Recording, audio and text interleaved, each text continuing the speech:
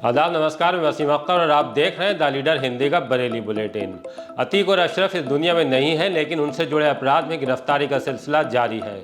Bareilly police Prayagraj से उस शख्स को पकड़ लाई है जिसके खिलाफ जेल में अशरफ को वीआईपी ट्रीटमेंट दिलाने में मददगार बतौर मुकदमा दर्ज है। आज की बुलेटिन में इस खबर पर चर्चा के साथ ट्रांसफार्मर में आग लगने से क्यों मची तनिष्क शोरूम में भगदड़ और स्मार्ट सिटी प्रोजेक्ट के कुतुब खाना पुल पर बात करेंगे, जिस पर निर्माण के चलते 20 दिन में दूसरी मौत हुई है। साथ में ये भी बताएंगे कि जोगी नवादा में पुलिस आज क्या करने पहुंची थी। पहले आज की सुर्खियों पर नजर। ईद मिलाद से पहले पुलिस के रडार पर जोगी नवादा, कुतुब खाना पुल की शर्टिंग से ठेकेदार की मौत पर मुकदमा, अशरफ की जेल में वीआईपी ट्रीटमेंट दिलाने का आरोपी अरेस्ट, तनिष्क शोरूम के पास ट्रांसफार्मर आग से खलबली, पंच तत्व में विलीन हुए पूर्व मंत्री दिनेश जौहरी बेटे निधि मुखाग्नि, उर्स शराफती में पहुंचने लगी जायरीन की भीड़, सोपती पब्लिक स्कूल में तय की गई नई शिक्षा नीति की रूपरेखा, संविधान से 2 शब्द हटाने के खिलाफ कांग्रेसियों का प्रदर्शन, दबंगों के पुलिया तोड़ देने की घटना सीसीटीवी में कैद। अब खबरें विस्तार से। कांवड़ यात्रा का सबक याद रखते हुए पुलिस ईद मिलादुन्नबी पर पूरी तरह से सतर्क है। खासतौर से जोगी नवादा में किसी तरह की कोई चूक नहीं होने देने की तैयारी है, इसलिए कि यहाँ सावन में कांवड़ यात्रा को लेकर टकराव की स्थिति बनी थी और पुलिस अफसरों को इसका खामियाजा भुगतना पड़ा। जुलूस मोहम्मदी में शामिल होने वाली अंजुमनों के रूट को लेकर अभी से सतर्कता बरती जा रही है। सीओ और इंस्पेक्टर ने जोगी नवादा से चक महमूद तक रूट का निरीक्षण किया। सुरक्षा और शांति व्यवस्था बनाए रखने की गरज से रूट में थोड़ा बदलाव किए जाने पर विचार हुआ है। इसके लिए पुलिस अंजुमनों के सदर और सेक्रेटरी से बात कर रही है। ईद मिलादुन्नबी पर 2 जुलूस निकाले जाएंगे। 27 सितंबर को पुराना शहर से मुन्ना खां के नीम और दूसरा जुलूस 28 सितंबर को कुतुब खाना के पास घंटा घर से निकाला जाएगा।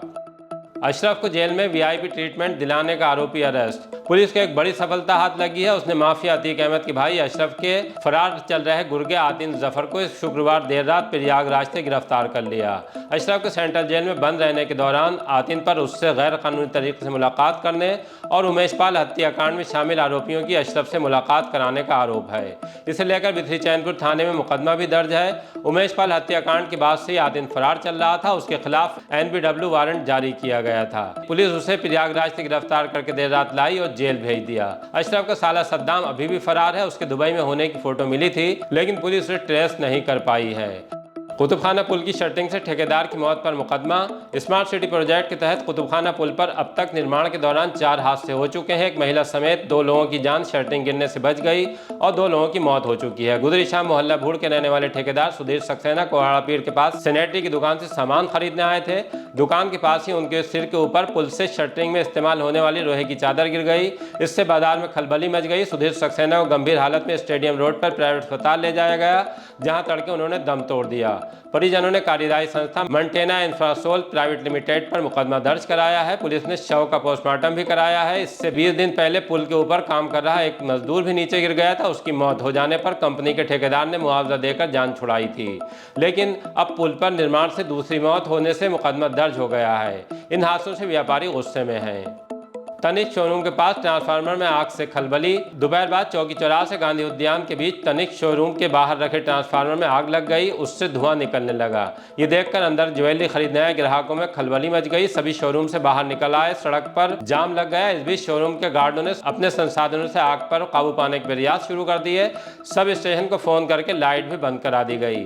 आधे घंटे तक मार्ग पर अफरा तफरी की स्थिति बनी रही। सड़क से गुजर रहे लोगों को लगा कि आग तनिष्क शोरूम में लगी है, लेकिन पूछताछ में साफ होने पर कि आग ट्रांसफार्मर में लगी थी। लोग गंतव्य के लिए निकल गए। पंचतत्व में विलीन पूर्व मंत्री दिनेश जौहरी बेटे ने दी मुखाग्नि। शहर से 3 बार विधायक कल्याण सिंह सरकार में मंत्री रहे डॉक्टर दिनेश जौहरी का शुक्रवार की सुबह आकस्मिक निधन हो गया था। उनके पार्थिव शरीर को बेटे पूर्व CEO cricket control board Rahul Johri ने मुखाग्नि दी। इसके लिए शनिवार को प्रेमनगर स्थित उनके आवास से सुबह अंतिम यात्रा निकाली गई, जिसमें पूर्व केंद्रीय मंत्री संतोष गंगवार, महापौर डॉक्टर उमेश गौतम, कैंट विधायक संजीव अग्रवाल समेत राजनीतिक लोग और भाजपा के पदाधिकारी शामिल हुए। उर्स शराफती में पहुंचने लगी जायरीन की भीड़। हजरत शाह शराफत मियाँ के उर्स में दरगाह पर जायरीन की भीड़ बढ़ती जा रही है। पड़ोसी जिले शाहजहांपुर, बदायूं से भी लोग हाजिरी देने के लिए पहुंच रहे हैं। शनिवार को सरदार नगर, कैमुआ, मजनूपुर आदि गाँव से अकीदतमंद चादर के जुलूस लेकर दरगाह पहुंचे। रास्ते में जश्न ईद मिलादुन्नबी, सरकार की आमद मरहबा, उर्स शराफती के नारों से सदाएं बुलंद होती रहीं। दरगाह पहुंचकर अकीदतमंदों ने मज़ार पर चादर पोशी और गुलपोशी की। इसके बाद सजादा नशीन पीर मुर्शिद शाह सकलैन मियाँ से मुलाकात कर दुआओं की गुजारिश की। दरगाह पर ज़ायरीन के ठहरने की व्यवस्था और लंगर भी शुरू हो गया है। सोपती पब्लिक स्कूल में तय की शिक्षा की नई रूपरेखा। नेशनल एजुकेशन पॉलिसी 2020 को सामने रखकर सोपती पब्लिक स्कूल में कैपेसिटी बिल्डिंग कार्यक्रम का आयोजन किया गया। प्रशिक्षक हेमा कलाकोटी और वेद कुमार मिश्रा ने नेशनल एजुकेशन पॉलिसी के सिद्धांतों और सभी पहलुओं को विस्तार के साथ समझाया। बताया कि किस तरह प्रत्येक शिक्षक के योगदान की बदौलत शिक्षा में क्वालिटी को हासिल किया जा सकता है। कार्यक्रम के अंत में विद्यालय के प्रधानाचार्य गुंजन सानी ने अपने संबोधन में कहा कि नई शिक्षा नीति और तकनीकी आधुनिकता की आवश्यकताओं को समझने की जरूरत है। इस तरह के कार्यक्रमों में भागीदारी से दायित्व को जानना और क्रियान्वयन करना आसान होगा। संविधान से 2 शब्द हटाने के खिलाफ कांग्रेसियों का प्रदर्शन। कांग्रेस अल्पसंख्यक मोर्चा के पदाधिकारी ने राष्ट्रपति को संबोधित ज्ञापन डीएम को सौंपा। इसमें कहा है कि कानून मंत्रालय ने नए संसद भवन के उद्घाटन समारोह में संविधान की प्रस्तावना की प्रतियां बांटी थीं। इससे धर्मनिरपेक्ष और समाजवाद शब्द हटा दिया गया है, तब जबकि इसकी मूल संरचना में बदलाव नहीं किया जा सकता। साल 2008 में कोलकाता के एक एनजीओ गुड गवर्नेंस फाउंडेशन ने प्रस्तावना में समाजवादी शब्द हटाने से जुड़ी एक जनहित याचिका सुप्रीम कोर्ट में दायर की थी। कोर्ट ने सर्दी को यह कहते हुए खारिज कर दिया था कि समाजवाद शब्द का अर्थ नागरिकों के लिए कल्याणकारी उपाय है। ऐसे में नए संसद भवन के उद्घाटन समारोह में कानून मंत्रालय का कृत्य संविधान विरोधी है। दबंगों के पुलिया तोड़ देने की घटना सीसीटीवी में कैद। आंवला में बेटा जुनू और अवा दानपुर के रास्ते पर 2 दिन पहले नगर पालिका ने पुलिया बनाई थी, जिसे दबंगों ने रात में तोड़ दिया। घटना सीसीटीवी में कैद होने पर इसकी शिकायत मुख्यमंत्री से की गई है। भाजपा कार्यकर्ता गौरव खंडूजा ने बताया कि मार्ग किनारे उनका खेत है। इल्जाम लगाया कि दबंग उनसे 20 लाख रुपए की रंगदारी वसूलना चाहते हैं। इसी वजह से अवा दानपुर को जाने वाले इस सरकारी मार्ग के नाले पर पुलिया को तोड़ा गया है, ताकि वहां जमीनों के रेट नहीं बढ़ सकें।